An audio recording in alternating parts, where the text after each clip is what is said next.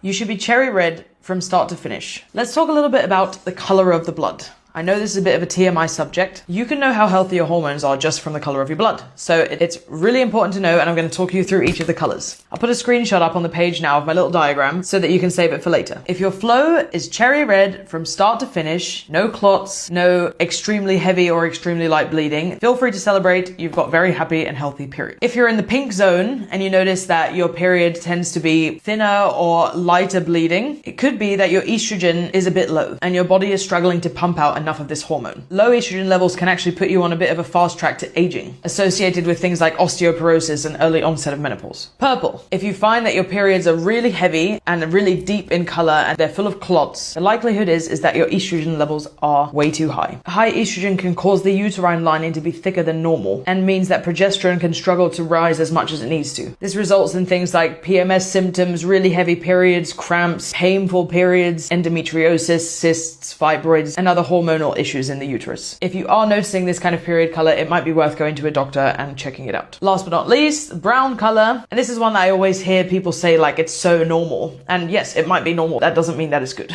If you're noticing at the start and the end of your period that there's a slight brown color to your blood, it's likely that your progesterone levels are too low and the entire uterine lining is actually struggling to shed. So there's leftover blood in the uterus that causes a buildup, and that's why it gives that brown color. If you're trying to conceive, low progesterone might make it harder to maintain a pregnancy. You might experience things like irritable moods, low libido, depression, anxiety. If this low progesterone is untreated and the uterine lining continues to fail to shed, it can lead to other serious illnesses. If you're having any of these problems, please go and consult a doctor. Try to understand what your hormonal issue is. There are certain things that you can do in a cycle syncing manner to help these problems. For example, I have struggled a lot with this low progesterone, and I've found that eating certain things towards the end of my cycle, like sesame, has really improved the color of my blood, and I've noticed extreme changes in my mood and my libido. If you would like to see another video that explains in detail what you can do to help any of these issues,